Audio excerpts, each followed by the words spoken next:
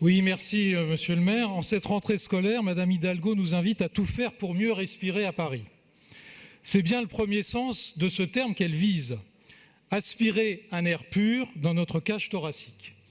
Mais dans mon intervention, je voudrais viser le second sens, accorder à nos enfants des périodes de calme, de repos, de réflexion, de détente. Oui, les faire respirer. Or, la France a un problème avec l'aménagement des rythmes scolaires de nos enfants. Depuis 40 ans, nous tâtonnons, nous échouons collectivement, alors que d'autres pays, notamment les pays anglo-saxons et nordiques, ont résolu le problème à la satisfaction de tous, parents, élèves, communauté éducative. Il y a une espèce de malédiction française qui aboutit à des réformes ratées, mécontentant tout le monde. Tel est le cas de la dernière en date, mise en place sous la présidence Hollande. Fort à propos, le décret Blanquer a permis en cette rentrée 2018 à 85% des communes de revenir à la semaine de 4 jours. Lyon, Marseille, Bordeaux, Nice ont suivi ce chemin. Paris fait figure d'exception dans son obstination à maintenir le régime de la loi Peillon. Monsieur l'adjoint, vous estimez ne pas avoir de raison objective de changer de position. Très bien.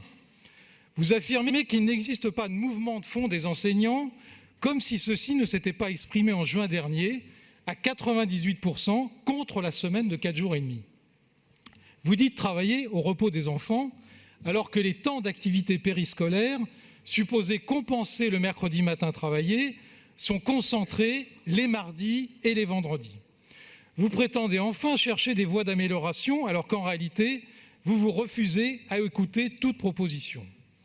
En réalité, la méthode employée les rythmes scolaires, concernant l'application des rythmes scolaires, est très symptomatique de la gouvernance de l'hôtel de ville installé en 2014, récemment dénoncé par Bruno Julliard, dont je salue le courage et dont je voudrais lui assurer de ma solidarité et de la solidarité de mon groupe après les attaques qu'il a subies hier par monsieur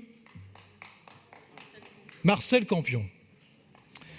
Pourtant, s'il y a bien un sujet qui ne devrait pas être otage de décisions idéologiques, unilatérales et autoritaires, c'est bien l'éducation. Le maintien de la semaine de 4 jours et demi coûte annuellement la somme faramineuse de 107 millions d'euros à la collectivité. C'est évidemment un système qui est rejeté, je l'ai dit tout à l'heure, par les personnels éducatifs. Mais s'il venait à favoriser l'apprentissage des enfants, alors les craintes légitimes des parents et des enseignants pourraient être levées. En ce sens, la réalisation d'une étude scientifique et non partisane portant sur l'impact des rythmes scolaires pratiqués à Paris, notamment sur les capacités d'apprentissage des enfants et sur leur fatigue, serait à même de clore ce sempiternel débat. De deux choses l'une, soit les résultats vous donnent raison, et auquel cas votre position n'en sera que renforcée, soit ils infirment votre action et il sera alors temps de mettre un terme à cette politique. En tout état de cause, une telle consultation ne pourrait aller que dans le sens d'une meilleure éducation offerte aux jeunes Parisiens. Il s'agit là tout simplement d'une absolue nécessité. Car, comme l'aurait dit George Sand, une éducation qui ne consulte jamais les aptitudes et les besoins de chacun ne produit que des idiots. Le débat mériterait en réalité d'être poussé bien plus loin. À l'échelle d'une ville comme Paris, qui compte 931 écoles maternelles et primaires, les besoins des élèves ne peuvent que varier d'un arrondissement à l'autre, voire d'un établissement à l'autre, que ce soit en matière d'activités périscolaires proposées, d'encadrement ou de durée de l'enseignement. Nul doute qu'un élève issu d'un quartier populaire de l'Est parisien n'aura pas les mêmes besoins qu'un autre venant d'un environnement plus aisé. Or, à l'heure où la ville exprime dans son projet éducatif territorial sa volonté de promouvoir une école de l'égalité des droits, la gestion du temps scolaire ne peut plus être envisagée à la seule échelle parisienne. Aussi, dans un vœu présenté en juillet dernier, je demandais avec le groupe PPCI que les établissements volontaires soient autorisés à déterminer leur propre organisation afin de répondre plus finement, au plus près du terrain, à leurs propres problématiques éducatives. Nous renouvelons ce vœu. Madame Hidalgo, dans un entretien au Monde de samedi, a mentionné comme ses inspirateurs Lionel Jospin et Martine Aubry.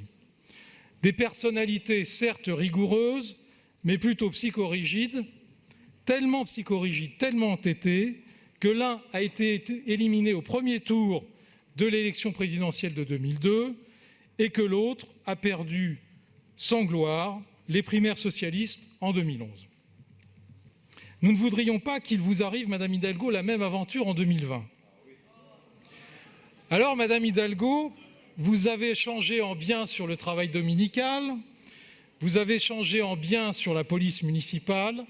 Nous attendons maintenant que vous changiez en bien sur l'aménagement des rythmes scolaires. Je vous remercie. Merci beaucoup.